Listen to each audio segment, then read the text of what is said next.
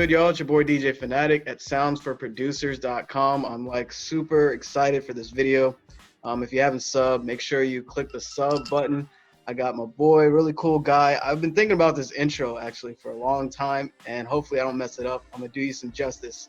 I even wrote it down, but anyway, one of his mentors is Illmind. He's cool with Illmind. Shout out to Illmind. He also scored the documentary, the Travis Scott documentary. He also has his own VST, Octave. And he also, I can go on, but he was on Producer Grind. He also produced Patience on Shake the Globe for Russ and a lot more. Anyway, we have my best friend Jacob right here, right now. What's good, bro? Hey, I just want to let everybody know that was all false information. He got it all wrong. Just joking. Oh, my bad. How's it going? Good, man. It's going great. How about yourself? Good. Enjoying the, I'm in Canada right now, obviously locked down as most people are. So yeah, just trying my best to, as you can see, I got big mama's robe in the back. This is the new studio life. So you're looking like you're doing a lot better than I am right now, my friend. So yeah. Hey, at least you got a keyboard right there. Exactly. That's all I got. Yeah, man, just trying to make it all work. Yeah. So how is the COVID stuff? Is it affecting you at all production-wise, being a producer, or what?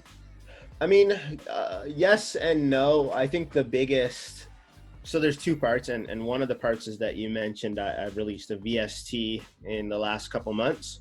So from a business standpoint, I was quite worried originally. Like the week that I launched was the week that the pandemic was kind of announced. And instantly I just thought, oh God, like this is going to be the worst week ever to launch a new idea or product, with the world. I was scared. I'm sure everybody else was too. So I've been surprised in how many people have seen the product and wanted to check it out during these times, which has been really like a humbling experience to know that, people might be scared and might be locked down, that they're using something that I created to create what they love, which is music. And that's what brought me to creating it in the first place was it was almost like scratching my own itch. Like, hey, I use all these sounds, but when I travel, and I travel quite a bit, I don't have access to them. So why not put them in this place so I can always create? And now to know everybody or there's a lot of people all over the world doing that. That's been really, really thrilling. But the other part of that from I guess my own creative standpoint is because the software and stuff has been kind of going well. I haven't had as much time to be creative, and it's funny. It's like overnight, the producers that might have only got maybe 1 or 2 days to produce because they had another job or this and that.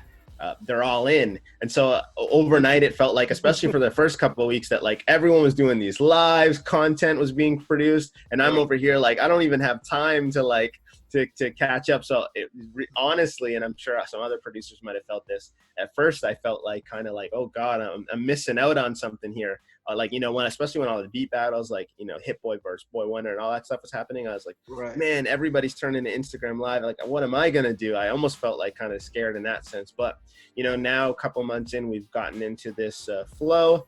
And yeah, man, it's just trying to make everything work with what you got. And I think under the circumstances, we're all in it together. So people are quite understanding and stuff. So yeah, all in all, it's bumps and bruises, but at the end of the day, as long as I'm healthy, my family is healthy, everybody around me is okay and safe, like I can't complain. Like we get to make music, every day, whether we knock it out the park and make that hit record or not.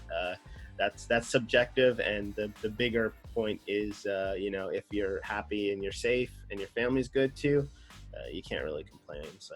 Yeah, I hear you. Did you always want to make a VST, or was it something that just kind of happened because you wanted your sounds in one? A bit of both. Yeah, it's definitely something that I've thought about before. Seeing the superstar O's and people like that, being able to do it.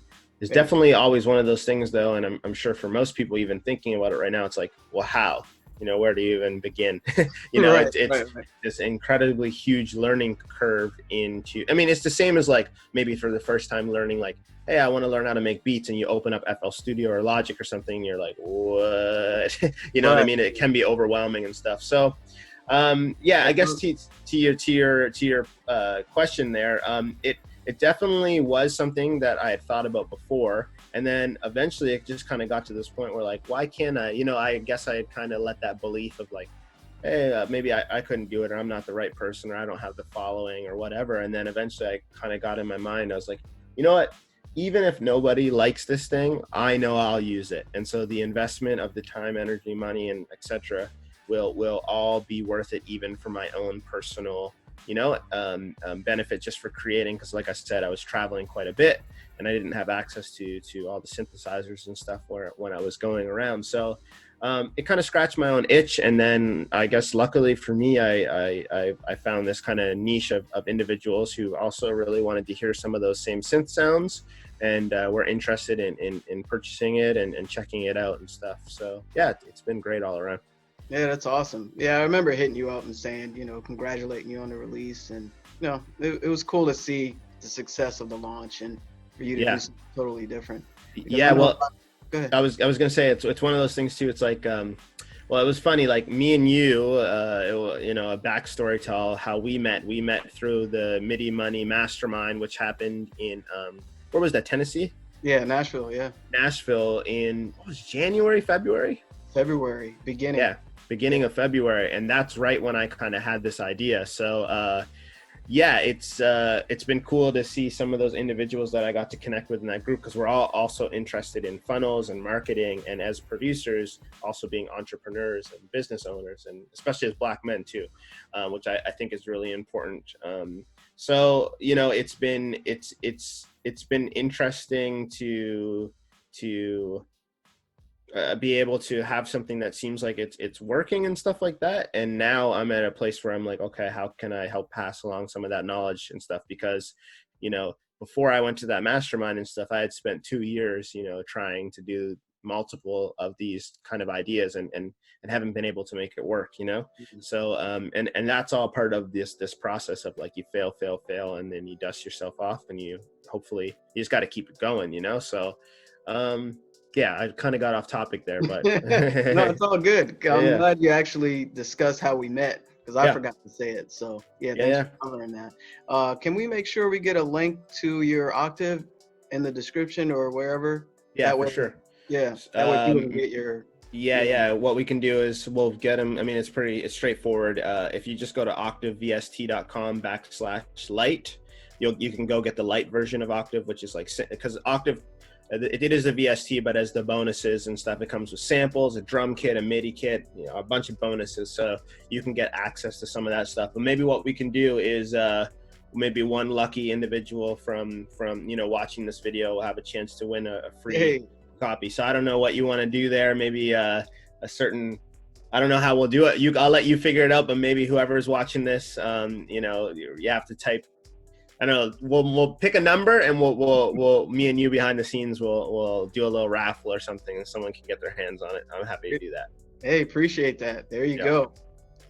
That's actually the first official giveaway on this platform. Here we go. Hey, breaking. There we go. Except for my free loop pack, I was giving those away for yeah, like 2 years now. Oh man, so you touched on a lot in that intro there, but let's jump back to your history about music, man. You're from Nova Scotia, is that where you're from? Yes, and I'm actually currently here now. Just Toronto was very similar in the States to like New York. It was kind of just hotspot with the COVID cases. So luckily my girlfriend, my partner, is a teacher, and so we came home during March break. And it was right that same week when the pandemic and everything happened, and we just decided to stay. So I'm actually currently at her parents' house in Nova Scotia. But yes, originally from the East Coast of Canada, and I'm here right now until I can kind of get back to Toronto. Okay. What's the like overall weather there? I'm just curious. It's very similar to Boston and New York. Like as a kid growing up, I would always look at like especially too, there's an hour, we're on AST or ADT, we're like there's an hour difference. So I would always watch like the Boston news to be like basically if it was going to snow in Boston that day, like 12 hours later, it was going to snow here type of thing. So it's very similar, and it actually looks very similar to like a Boston. It's a port city, and there's actually this big connection with Boston. Sorry, I'm going on kind of crazy tangents here, but history lesson here, guys. We had a big explosion over 100 years ago, and when the Halifax explosion happened here, where I'm from, Boston was one of the closest states, and they ended up helping us kind of rebuild and get back together. Wow. So every year we send a really big Christmas tree to Boston as like a continued thank you. So yeah, if you've ever been to Boston, then it's very similar to the vibe and feeling of where I am right now. Oh, I never knew that. Thanks for that. Yeah. See, we talk about things other than music, so Exactly. It's all connected. Yeah. Speaking of that, what inspired you to start producing? Like, how long you been producing? Let me ask you that. I mean, realistically, like since I was like 14 or 15, so like probably 15 years now, I've been really in love with music and taking my crack at making a hit record in FL Studio. I remember like when I was in grade 9 or 10, my friend Bruno got a cracked version of like FL5 or whatever it would have been, and that was, I remember he put it on a floppy disk, and I went home, and that's when I like got into like trying. I didn't know really what production was then. I was just wanted to like make music, and it was very interesting. So I went to school after high school. I went to a community college for audio engineering, and so I was always really interested in music, and I think the production role, I just kind of fell into that because I really was inspired by like Timbaland and Neptunes and people like that, who were like, they were stars in their own right, but also you know, they were making the music and stuff like that, and like producer kind of became cool. This is when like Scratch Magazine was out and all that type of stuff. So but really, to be honest with you, like all that stuff said and done was like, I was kind of half in, half out. I was always like, you know, working this job or doing this thing. Like I had worked up over the last 10 years, over 10 years, I had worked my way up to like producing a national radio show, and like I had my foot in like all these other worlds. And so it wasn't until 2018 that I went all in. Like I quit my job and I said, I'm just making music. I'm gonna make this work. So yeah, January of 2018 is when, for me, like I would say officially, I just really dove in. I've had, you know, some opportunities and things that happened before that, but like I said, I was never fully in and fully committed. And it's like when I made that jump, I made it all work, you know what I mean? And I think that's one of the things, like especially for new producers, they're always like, how do you get your first placement, or how do you do this thing or whatever? And like really everybody's journey is different. I would say the one thing that separates people is like there's just this different mentality, hustle, grind that happens when you fully go in on your passion and you say, well, how do I make it work? How do I pay a bill? How do, you know what I mean? It's like, it's just like these different light bulb moments happen, or these different things happen where like, you know, eventually like me, like I said before, I didn't think I was going to make software, and then here I am. Like, you know what I mean? Making right. Like I essentially have a software company now, which is like so weird to think about. And I'm like, well, what? People are like, when's the next one coming? I'm like, next one? I haven't thought this far ahead yet. So right. Yeah, it's one of those things that it's like, it's weird. You just kind of turn on when you go all in. So yeah, professionally producing since 2018. Okay, let's talk about that leap of faith, leaving, you know, the business world into production world, because a lot of producers dream about that, you know. Yep. And I'm teetering on that, you know. So like what made you like just say, I'm gonna quit the end of this year and just go all in? Like, even because you know you got responsibilities, financial, you know, and everyone's gonna think you're crazy. Yeah, exactly. Yeah. Exactly. Do you want to elaborate on that decision? Yeah, I mean, so the real factor for me was, you know, like I said, I worked up to this really prominent position. I was fairly young. You know, everything was going great, but I just kind of realized one day, like, you know, what if something was to happen to me, or I make it to, you know, late 80s or 90s? Am I going to literally be on my deathbed like, man, I wish I would have really gave this a shot, you know? Because like, I just didn't want to live with the regret, I guess, was the biggest thing that really pushed me over. It was really just like, hey, I have this career and I can do that for the next 30 years and have a pension and all these type of things. And that's amazing. But like, maybe, you know, I can get this again another time. Like, what if I don't do this thing that I've always said I wanted to do since I was like 14 or 15 years old with that cracked version of FL on a floppy disk?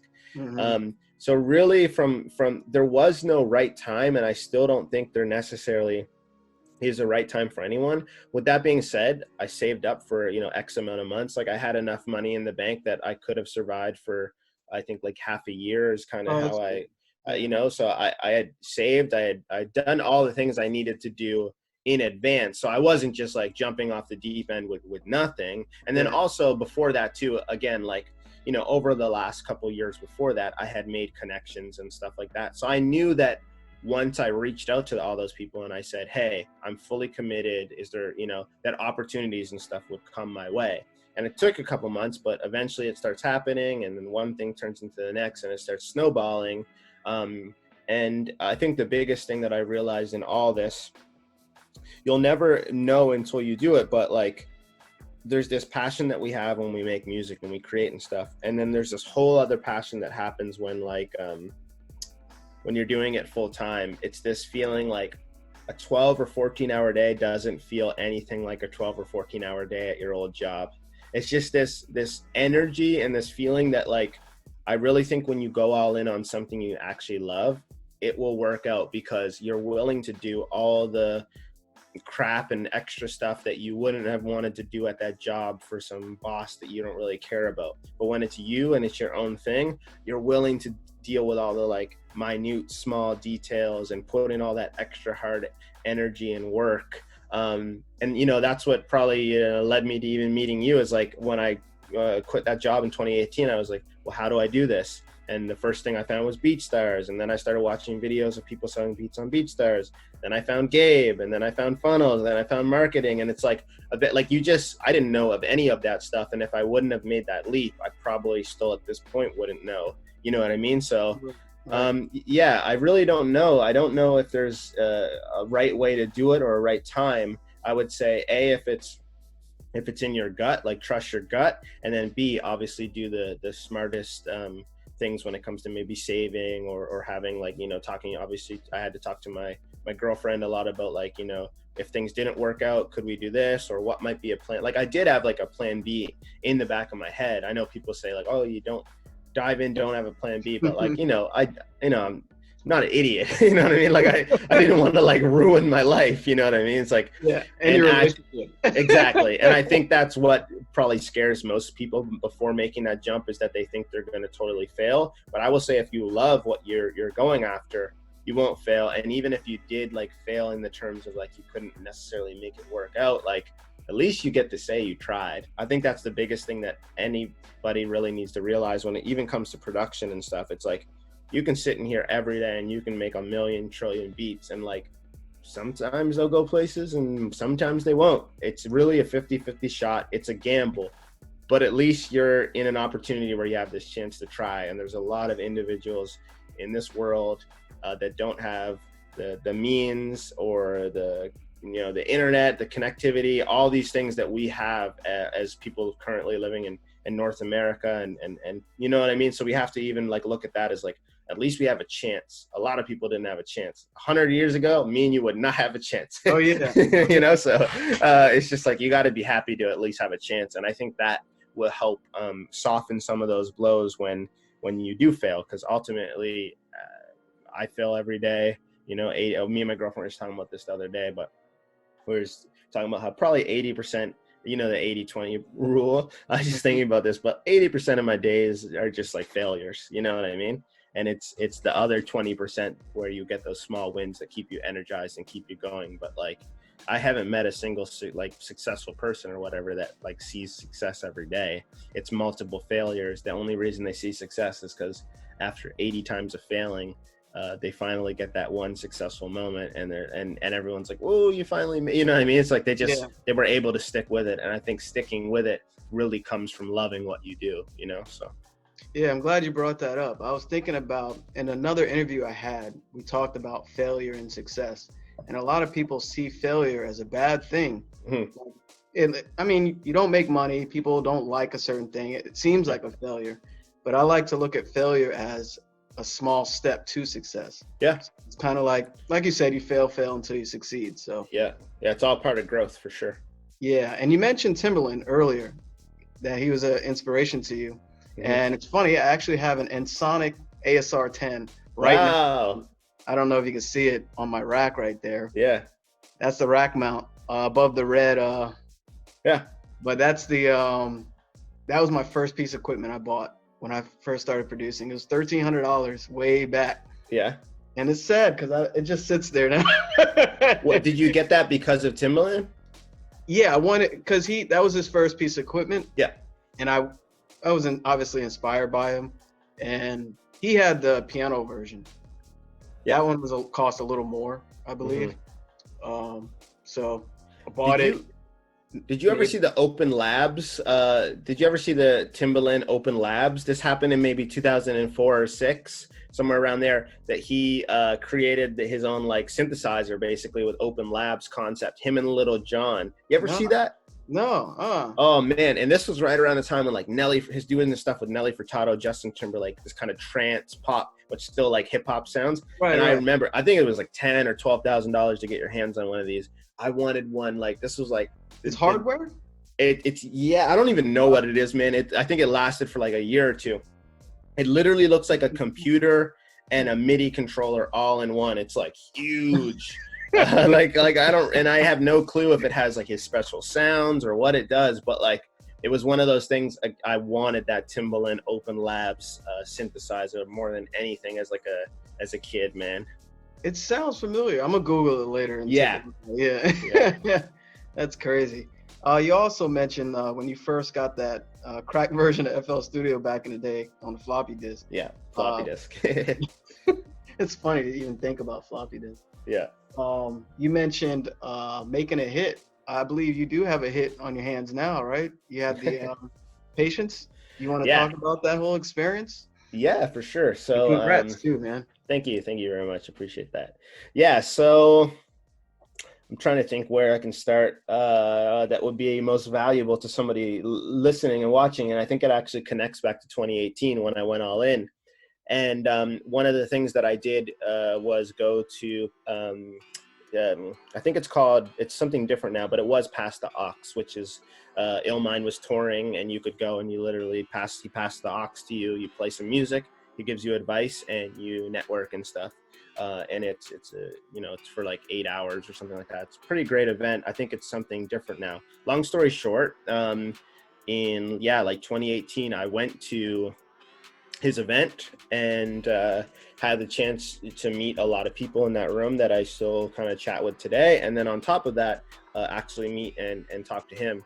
And, I'm not going to lie and say like we hit it off or anything, but this was my first kind of like, actually, I shouldn't say it that way. Like we obviously had like a great conversation and stuff like that, but it wasn't like, oh, he heard my beats and he's like, oh, I want to, you know what I mean? But yeah. I made that first impression enough that like, I knew that he would know, hey, this is Jacob, because he remembered me hopefully from the event. And then if I showed and proved, eventually something would happen and we would get to like work and stuff together. And so, and this goes to like anybody that might be listening when it comes to like networking and stuff and how you can take some of these opportunities and really balloon them into or blossom them into something else. And, after that, I joined his Discord. I was like one of those monthly Discord members. So again, my face, my voice, my work ethic was showing up in there. I would send him, the flips that I did to his samples and stuff like that. And eventually over time, and it's kind of like that Gary V right jab hook. Eventually I was able to like, show him, I'm talented and stuff, and I'm proving myself. But I never ever asked for anything because I really didn't need or want anything. He gave so much to me with the Blapchat interviews and stuff, and it was really a big dream of mine to be on Blapchat. And I knew one day I'm going to be on Blapchat. Yeah. And so when the whole Travis stuff happened, the light bulb moment happened where I was like, because there's 2 things on my bucket list, like Producer Ground and Blapchat. I had that since like written down since 2018. And at that moment I was like, I think I can do both with this. Like, you know, a hip hop, you know, probably like I haven't heard that story before of like a hip hop producer scoring like a film. And Right. so I reached out to Illmind and I just let him know I would like, I'm such a big fan. I listen every day. We have this, you know, this relationship from the past 2 years. So hopefully he knows me enough to be like, okay, he's legitimate. And I hit him up and like, you know, 10 minutes later, he's like, would you like to be on Blapchat? I didn't even suggest it at the time. I just let him know like I had scored this film. I was just kind of like filling him in. He's like, you should come talk about it on Blapchat. And I was like, what? This is so crazy. So Yeah, I remember during the interview with Blapchat, he asked during it, like, what are you working on? And I said, I'm doing a lot of samples where I'm blending the stuff that I learned in the scoring world into my samples. And he was like, send me some after this. And so I literally just sent him samples after that interview, and one of the samples was the patient sample. So yeah, I think he was just actually talking about this to bring it back to Ilma. He was on Instagram a couple days ago just talking about, people always ask like how do placements and stuff happen, and he's like, they all happen differently. There is no like guaranteed roadmap and stuff. And I think that story is kind of an example of like, it's funny like how things can happen, you know. It was like from that interview and you know, I knew I had to show and prove. And I think that's another big thing when it comes to like relationships and bringing value and just staying in touch with people. Like relationships are really important. And you know, if maybe I didn't send those emails and join the Discord and stuff after 2 years and I finally reached out, like I did this film, he might just have looked at that email and like, who is this guy, and then kept moving on. But, you know, building on that relationship as much as I could on my side and stuff, and continuing to connect with him, because I know for a fact that he's like really solid, genuine individual. Not only was I learning through all that stuff and actually applying it, but when he saw that I was applying, you know, what he's sharing in Blapchat and all the other things that he shares, you know, he gave me a shot. And then he gave me another shot by saying, send some samples. I sent some through, and I'm really hopeful that even more, since, you know, we've been working on stuff since, that more opportunities will happen. But yeah, he was able to flip that sample. He played it for Russ. Russ loved it. And yeah, we did Billboard. I was able to, through that, get do the top Billboard, which was also a dream come true. Russ performed that on Jimmy Kimmel. Yeah, and saw that. Yeah, a bunch of other stuff. So now I got to figure out a way. I would like to repay Illmind in that same sense of like, I would love if he, like, let's say, sent me a sample and then I was able to get it on some big record or something, like, you know what I mean? I feel so grateful and thankful that he was just willing to listen and flip some of the stuff and feel like it was worthy enough to play it for a Russ or somebody like that. And I really want to make sure that, you know, I can bring it back to him somehow. yeah, like just return a favor in a way. In a way, yeah, like, you know, flip one of his samples from one of his kits, or I think that would just be such a great story, you know what I mean? And it would make me feel really good to know like this guy really gave me a chance and a shot, and now I've proven myself, and hopefully I can give an opportunity back to him. Maybe we can score a film together, like who knows, like, you know. So something like that would be really cool to do. I know he's a big Star Wars fan, and I've had a chance on the film to go to like to spend some time at George Lucas's place at Skywalker Ranch. I spent a couple weeks out there, yeah, doing the film and stuff like that. And I keep hoping that like another opportunity like that happens, because I'd love to give him a call and be like, we're going to Skywalker Ranch, bro. Yeah. Which would be so sick, or something like that. So hopefully it'll happen. Yeah, you said so much there, man. What you did reminded me of a book, the 10X Rule. You heard of that one? Yeah, Grant Cardone. Yeah. He talks about fire, how you keep adding wood to the fire. Yeah. Basically what you did. Yeah, like, man. You kept showing and proving who you were, what you're doing. I'm busy, I'm active, you know, I'm here, what you need. You know what I mean? That blossomed into that, you know what I mean? So yeah, it's funny, like even recently I've been thinking more about that, because these are even things like, it's good even having this conversation and getting it out, because I forget some of those things that I'm like, if it worked that way before, like why don't I try and, you know, 10x it, multiply it, and do more of the same thing. And even the other day I was sitting down, I was just thinking about it actually was a TED talk that kind of inspired this, but it's just talking about like, you know, the 100th placed golfer and the like top 10 placed golfer. You know, it's literally like a couple strokes. It's like a percentile that defines, you know, who's going to make $100 million this year, and who's going to be like 100th on the list and maybe need some sponsorships. You know what I mean? It's Right. literally just like a small percentage. And I really realized it's the same as like compound interest and things of that nature. It's like, it's really small things that you do every single day that eventually compound into this bigger, larger thing. And I was just sitting back kind of thinking about, like, I know that there's no process to getting placements and stuff like that, but I just kind of looked at it and I was like, realistically, I have some great connections like Illmind and people like that in the world. I was like, you know, if I was to just really focus on these relationships that I already have, like, are great relationships, and make, like, if I kind of did the math, I was like, if I can spend at least 2 hours a day and make this many samples, I'll have 2,000 plus samples at the end of the year for like my, you know, top 10 people that I hang out and talk to with all the time and stuff like that. And I was just kind of thinking about it, like, all it takes is that little small commitment to go from, like, you know, where you might be here in a year to like next year, maybe you can like have multiple of these opportunities and stuff happen simply by just saying, okay, I have a goal every day of like, I'm going to spend at least 2 hours on music, and I'm going to try my hardest to get like 5 samples off and sent to my friends who I'm already DMing and talking with anyway. It's not like it's a real relationship is what I'm trying to say. It's not just like me kind of, you know, trying to get something out of them or whatever, but like, how can I increase my odds? And I really realized, well, I can just swing more, I can shoot more, you know what I mean? And like, realistically, to do that, I just need to carve out this small amount of time. So Yeah, it's networking. Yeah. You know? Yeah, which is vital, you know, for, you know. Yeah. Not everybody realizes networking, the importance of it, especially being an entrepreneur, you know, like collaborating and stuff like that. You lightly went over something that caught my ear, Skywalker Ranch. Yeah. I forgot you were there. What exactly was your what were you doing there? Making music. So Yoda comes and gets you. You take the Death Star in, and no, His afterlife version. Yeah, exactly. Yeah.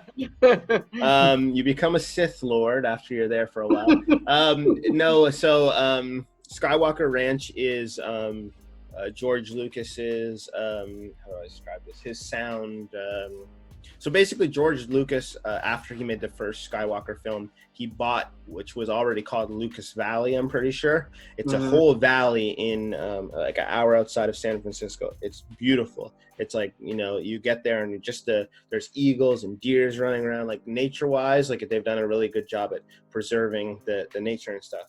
But what's done there at Skywalker is only sound. It's all sound. I do think they've shot a couple things there, but it's mainly all the sound. And that's where they keep, like, you know, the lightsaber sounds and all this like collection. So anyway, long story short, it's really cool because the buildings and stuff, like nature was a big part of this. So the buildings, if you Google it, like the buildings were actually built into the way the buildings are set. It's like you can't see one building from the building you're in. It's built into the nature and stuff so that you always feel like you're just kind of in wilderness and in nowhere. But yeah, it's obviously like it's one of the best, you know, they do all the movies. Like when I was there, they were doing Lion King, they were doing they just finished Skywalker, Return of Skywalker, Star Wars. I finally saw that. Yeah, finally. Yeah, and I mean they do any Disney, because Disney acquired all that stuff as well too. So Disney, Netflix, any big movie usually kind of goes through there. And luckily for us, with Netflix, our film went through there. So yeah, I had a chance to go on 2 or 3 trips out there and work with Steve and a couple of the individuals on the sound design and the mixing and stuff, because originally the mixing and stuff was, I would say probably even still to this day, like maybe 40% or so of the sound design is still sound design that I did originally, just in these here headphones. Actually in Nova Scotia, when we did like the first version of the film. And then it wasn't until, like, you know, Netflix got on board and we built it out and stuff that I had a chance to do these kind of opportunities. But yeah, to kind of go there and see the facility and obviously the world-class sound designers and all the gear and stuff they have. So yeah, it was a really cool experience. I actually got to bring my girlfriend on the second trip, which was really nice too. Yeah, that's cool. Because they also have, you basically stay there. It's literally in the middle of nowhere. Like there isn't like they cook all the, oh, I was gonna say there's actually a Netflix food show where they go to Skywalker Ranch and cook for the staff. I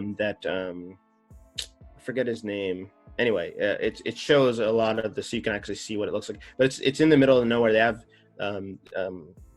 they cook their own food and stuff there. So at night, let's just say if you wanted Chinese or something, it was like you can't call and like order anything in. So they have a facility where you actually stay there, and it's room and board and stuff like that. So you're fully immersed in just like being in, essentially in the mix while you're there. So it's really cool, and it made me think a lot about, like, because I love Nova Scotia, and I'm thinking about like, if I ever got back here, what kind of thing could I do? And it's a great example of like building into the nature and all this type of stuff that I think is really important when it comes to like your creativity and stuff. So yeah. Yeah, that sounds awesome. Is that separate from Skywalker Sound? Or is that like, I know they have this, well, I know they have the Skywalker, like they have the campus, I think it's what you might be referring to, with the baby Yoda statue and stuff like this. This is the ranch, and if you Google it, like they have their own, it's so big they have to have their own fire department. So there's like the Skywalker like fire department right there on the facility, and like George Lucas's house is there with all, you can go inside, and like the first level is all his kind of stuff from all these movies that he's done. And then he actually has like this amazing, you should Google the library. The library is really cool. It reminds me a lot of like the library in Beauty and the Beast. It's anything that you could have thought about, and that's where they pull all the references for Star Wars and stuff like that. So yeah, it all around like is a really cool, interesting, unique spot that like it's really hard to get to, obviously because of the clientele. Like, you know, when you're there, you know, there might be the whole Star Wars crew right beside you, and or, you know, the person doing the next Lion King movie or whatever. It's like, it's always big projects, so they keep it really like no cameras. You're not allowed to use like your cameras and all that type of stuff. Cell phones, probably, right? Yeah, so that you know, everybody feels safe and comfortable to work. But yeah, it's really cool. My favorite pen, I got that's tight. The Skywalker Ranch pen. Oh man, I know. I got a couple backups because this one's actually running dry. I use it all the time. But yeah, so it's cool. Yeah, that's awesome. Yo, actually, the profile picture on my IG and my YouTube and all that, the board I'm sitting at was from Skywalker Sound or Skywalker Ranch. Either way, they sold it to the studio that I did a BeatStars meetup. So yeah, that's sick, man. Definitely dope. And it was this huge automated SSL board, just massive. It's just, you touch it, you can kind of feel the force coming from it. So. Yeah, I'm sure that went through the entire board. Exactly. Man, you say so much, man. Your stories are like epic movies, man. Maybe one day. My manager always says I got to write a book. Oh yeah, you should. You should definitely do that. I mean, do an hour a day, whatever you can manage. Yeah, at some point. Speaking of manager, I know you got a team. You have a manager. I'm pretty sure you have a lawyer, maybe more. What are your thoughts on producers getting a team?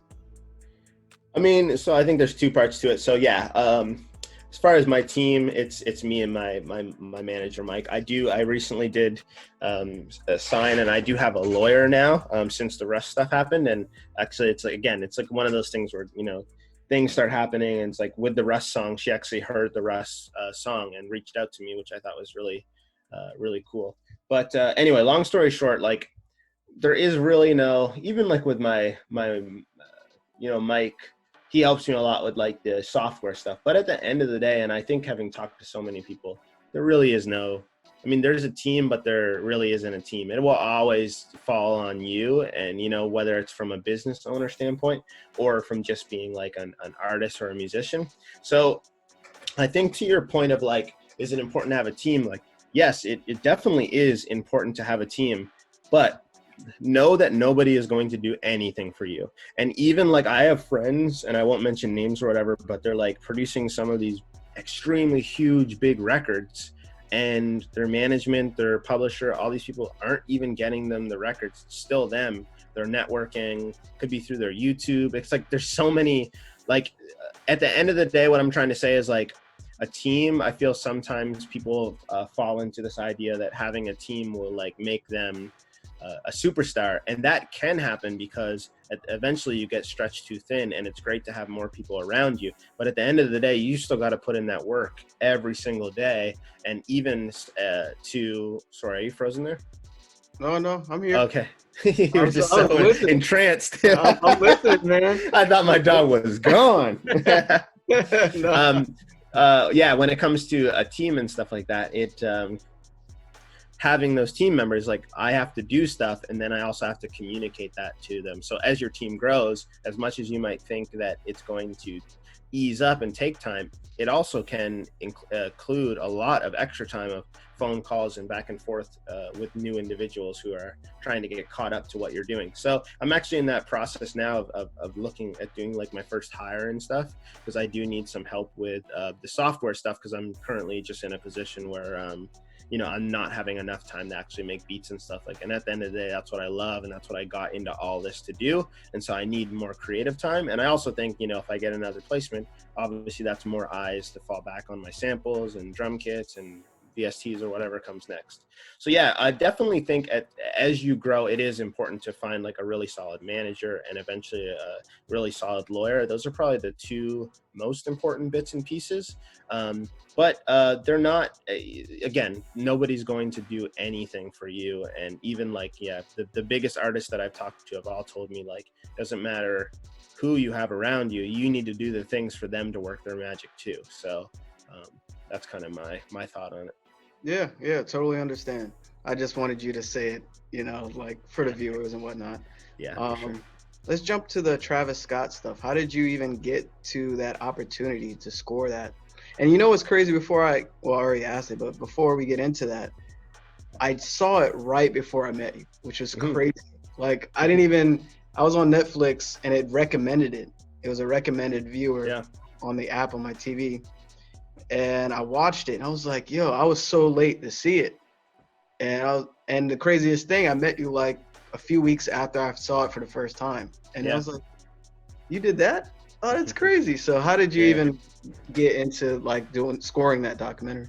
So I edited it as well too. I don't know if you know. Oh, that. You did? Yeah, I did. So I do. I mean, that was another part of my journey, and I will suggest to anybody listening, it's like find different ways to get into the industry and stuff. I think a lot of us think just because we're producers, we just want to go in there and make beats, and like there's a lot of us doing that. Whereas like you can find these different cool lanes, niches, and opportunities that happen through using your entire skill set, whether that's marketing or coding or whatever it could be. Like some of these artists need other things to happen for them as well too. And so long story short, when it comes to the Travis film, my best friend, who's also from Nova Scotia, also extremely hardworking, passionate guy when it comes to film and stuff, and we've worked on multiple things. His name is Tyler. So Travis had asked him if he wanted to come on tour and films, like, I think this is the start of Bird's Eye View tour with Kendrick Lamar. And within like the first month or two, Tyler kind of just messaged me or called me. I forget exactly what happened, but basically said like, I think this footage is like amazing. Like, I don't think it should just be Instagram content, which I think originally was the thought of Tyler being on the road and stuff like that.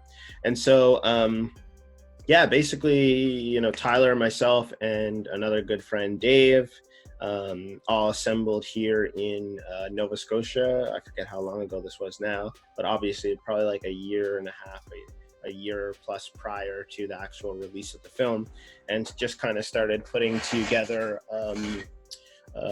what the film could be with the footage we had. And obviously, with documentaries, they grow and they change as the artist grows and changes. And luckily for Tyler, he was just at this amazing point where Travis really was just about to like skyrocket into just like this whole new world and stuff, obviously with the birth of his daughter, having this Astro World happen and being able to bring that back to Houston, having this huge album, his first #1. I think Sicko Mode was his first Billboard like #1.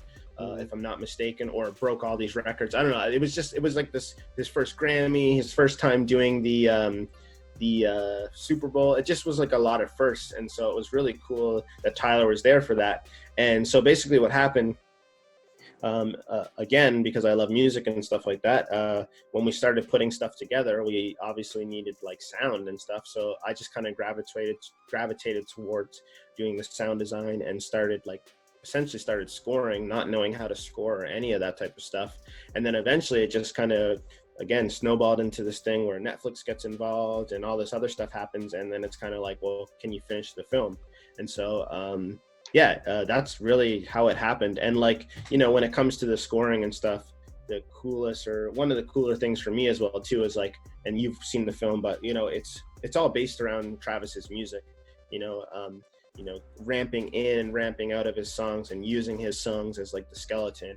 And like, to me, Mike Dean is like one of my favorite producers of all time and stuff like that. So it was really cool for me being able to kind of rework or work around these really amazing pieces from Travis's catalog that like Mike has been a part of and stuff. So it was just it was different. It was really hard for sure, because like I said, I never scored like a film before. I had no clue what I was doing, and I did it all in FL Studio.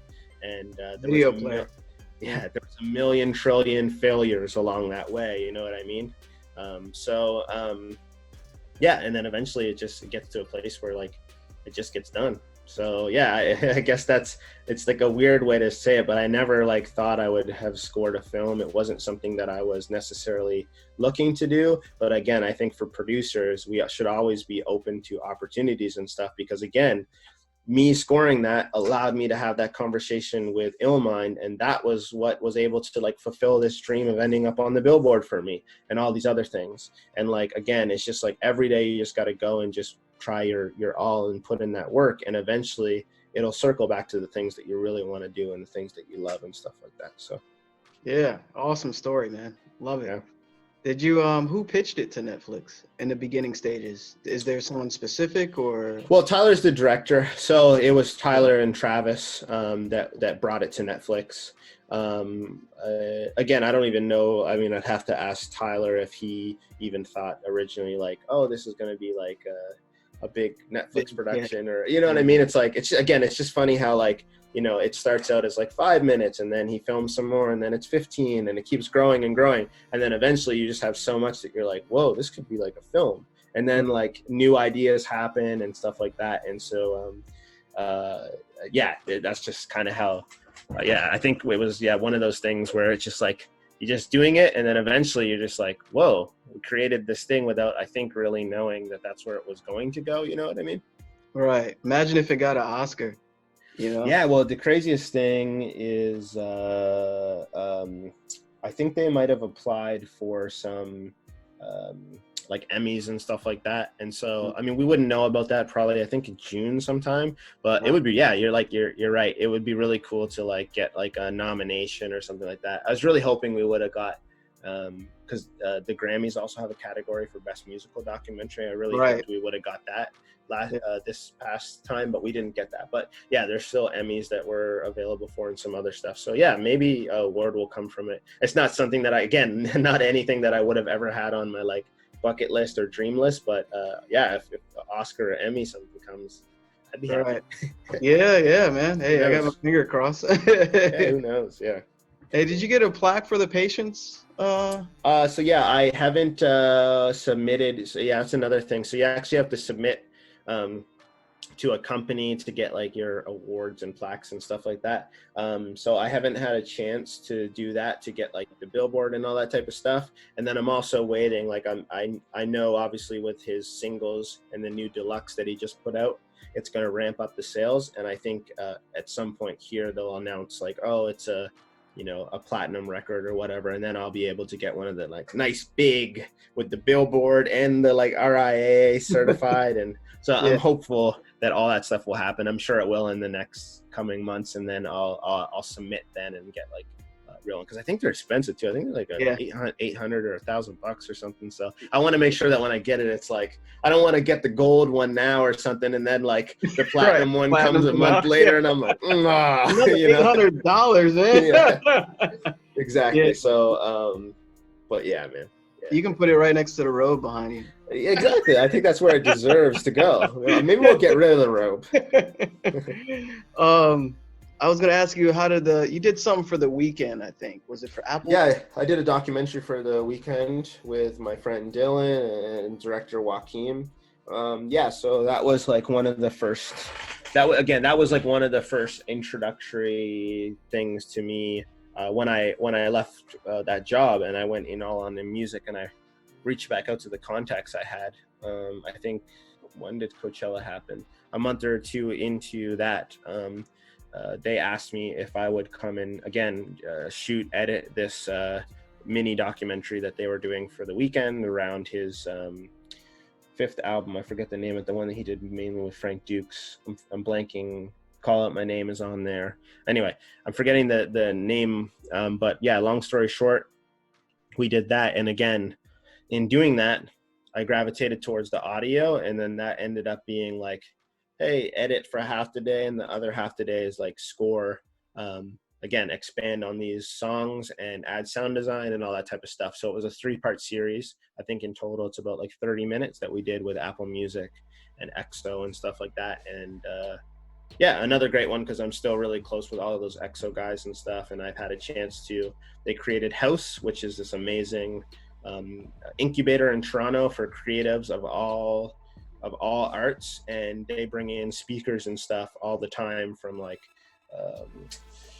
as Devlins, who might be like, you know, in the architecture and fields, all the way to like fashion people. And then they actually brought in Metro Boomin, and I was able to interview him. Oh, tonight. Which was really cool, maybe a year or so ago. And so I was able to kind of use those journalism skills that I had from the previous 10 years, but in production. And so that was really, really fun.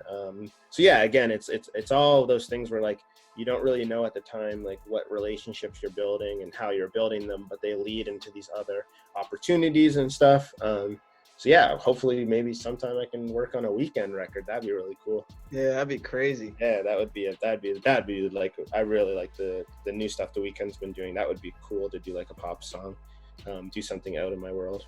Yeah, and you have a journalist background?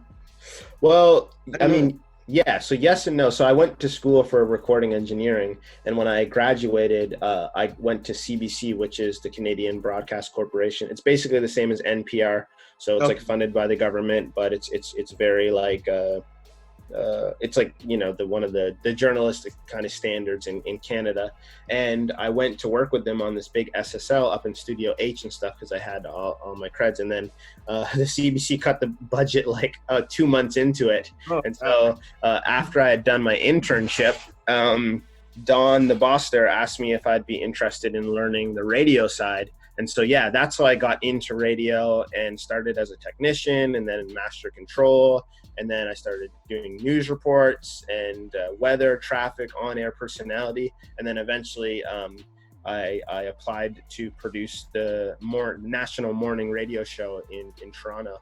And I got that gig. And I still actually produce different shows for CBC remotely. I produce a great show called Reclaimed, which is all about showcasing different Indigenous music from all over the world, which has been really, really not only eye-opening for myself, but I think it's really good.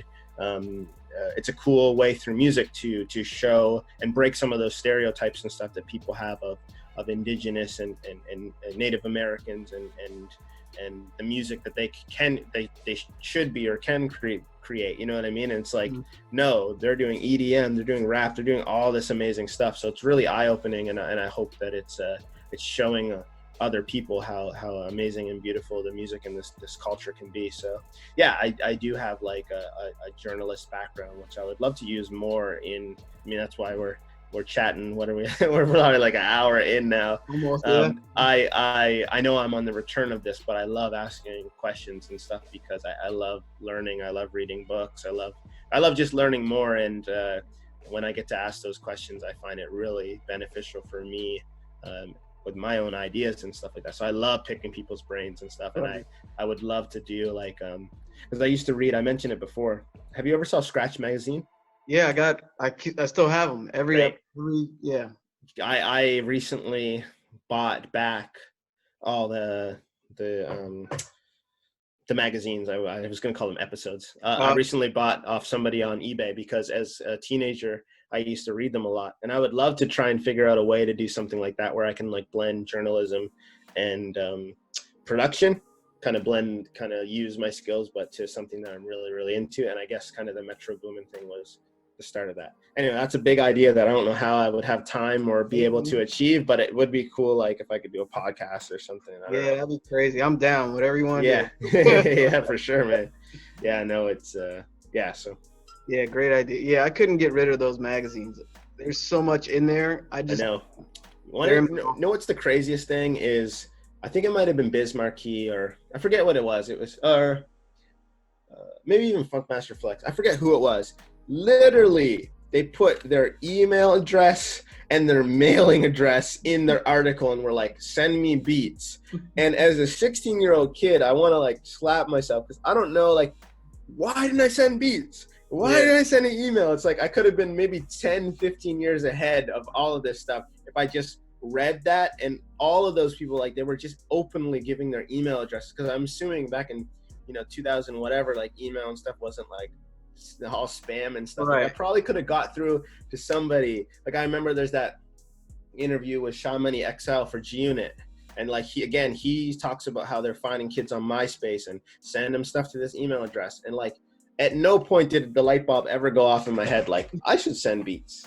Yeah, like, come on. I didn't think about that. You're right. Yeah, I was around the same age and I didn't even think about that. It's just a prime opportunity that we totally missed out on. Yeah, well, everything happens. Yeah.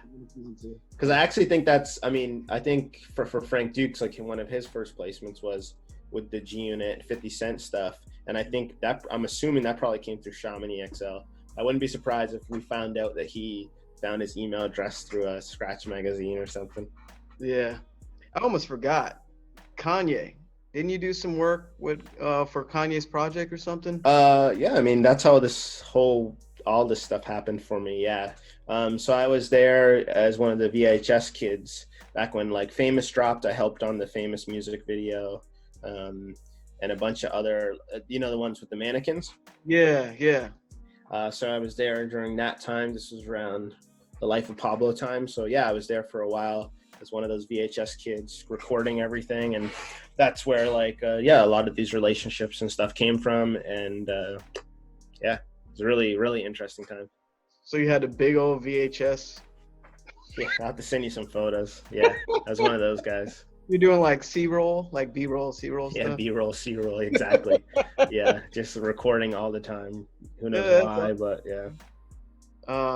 Am I wrong about anything with Beyonce? Am I wrong with that? I wish. Let's speak it into fruition. There we go. Yeah, no, I don't have anything with Beyonce. I've never seen her or met her or anything, but that would be actually, I hope this doesn't come to bite me in the butt. I think I would probably, if I was to pick, I might go Solange over Beyonce as far as like, I really like Sky Cranes. Yeah. Like that, like I really loved her Seat at the Table record and stuff. And if I was to pick one of the two sisters, I'd probably go Solange from an artist standpoint. But I still love you, Beyonce. Maybe you get a duet. Maybe exactly. Maybe I can blend them both worlds. But yeah, I love how she's added this like funk and the messaging in the music and stuff too. It's like really powerful, and I don't know. I really like what she's doing, Solange. So that's one of those artists that'd be really cool. Like I don't know how. I honestly don't know if I'm musically there, because I know she works with like just some crazy piano players and stuff like that. But maybe someone will sample something. Who knows? Yeah, there's always different ways. Dreams can come true.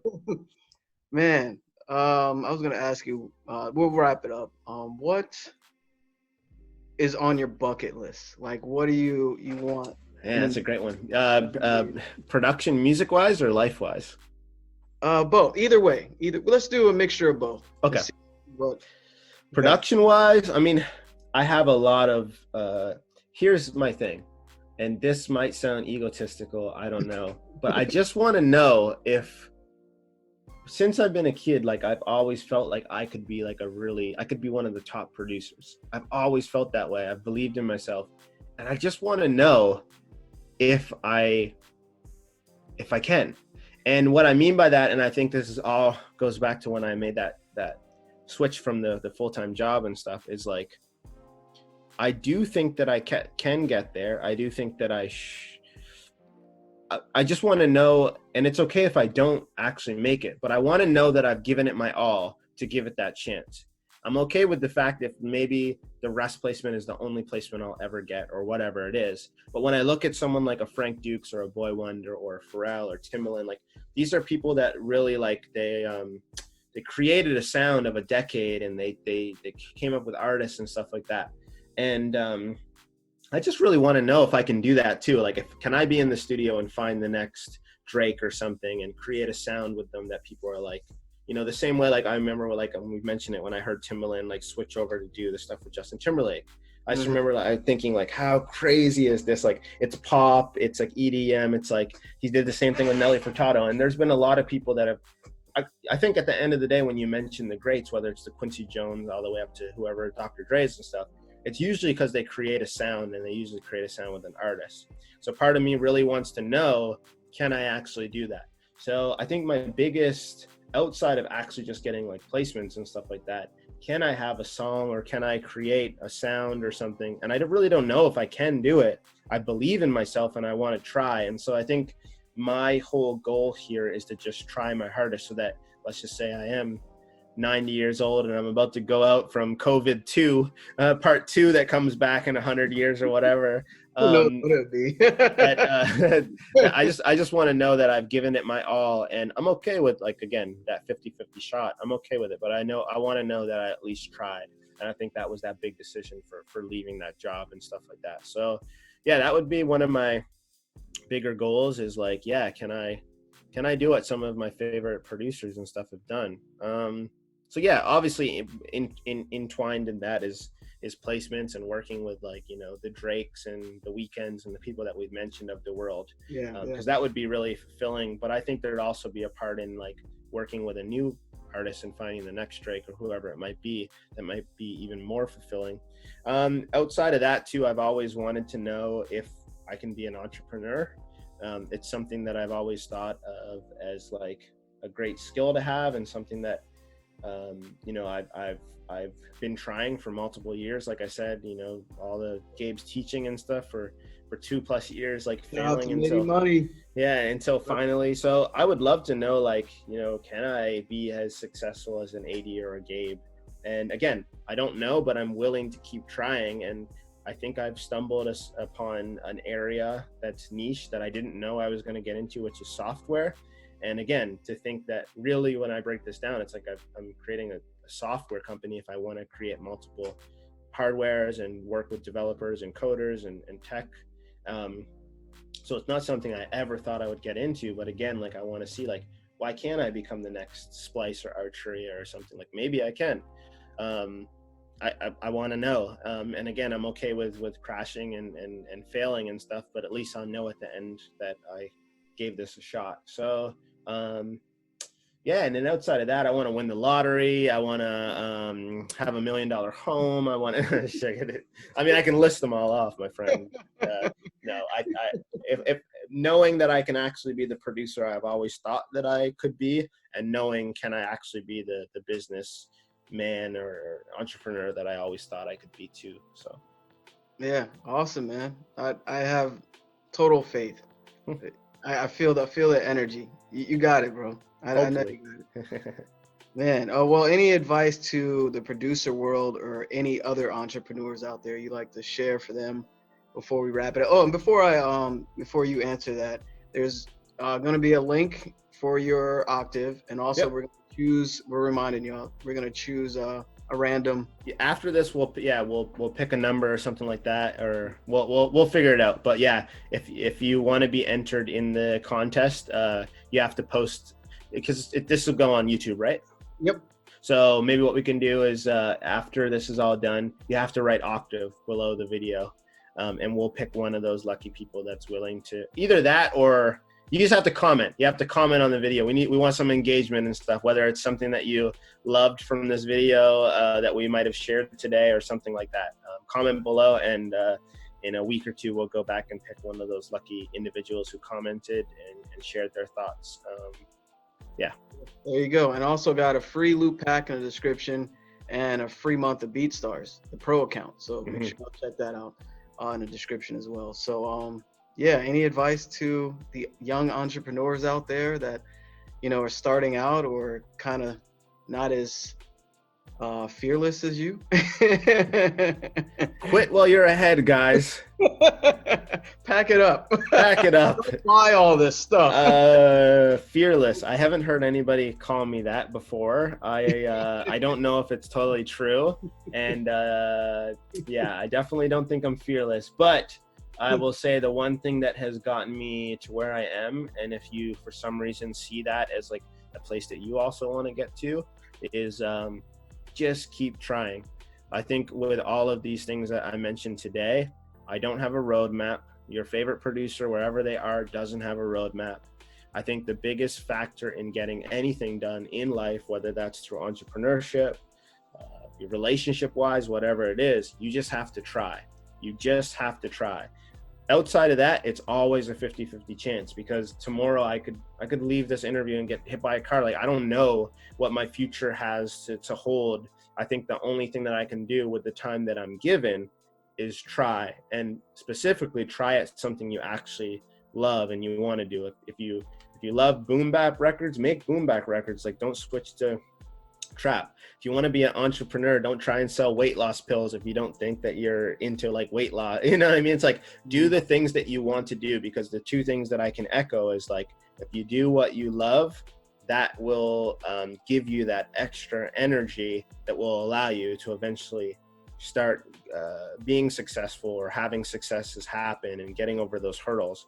Because I don't think I would have been able to do anything that I've done without my love of arts and creativity, and specifically music in the last 2 years. Because even when I did the film stuff, like, you know, I don't love doing film. It's big, it takes up a lot of hard drive space, it crashes, people are so nitpicky about a million other things, whereas like music, I feel so in my zone. But at least with those things, I always tried to like, hey, well, I could score it, you know what I mean? Or like, even if I didn't know how to do it.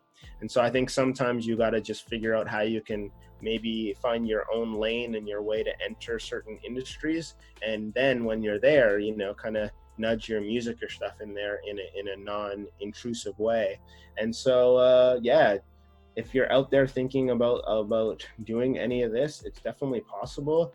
But yeah, don't think that anybody knows really anything more than you. I think the defining factor is literally just how hard people work and how long they're willing to like be in the dirt and in the trenches, because your favorite producers have failed 100 trillion times. It's just that they had that lucky break and they got that #1 single, and then you think, oh, they're only knock it out the park, they only have hit records. You'd be very surprised at how many records don't make it, or how many failures they might have had, or studio sessions that have gone horrible, and everything else in between that has gotten to them to the place where they have this successful thing happen. So don't give up, keep pushing. And even at the end of it all, if you didn't achieve the things that you thought you could achieve, just be happy that we live in a world or in a place where we at least have that chance, you know what I mean, to try. That's the bigger thing. And that's where gratitude and being humbled and all that stuff comes from. Because if you know, at the end of the day,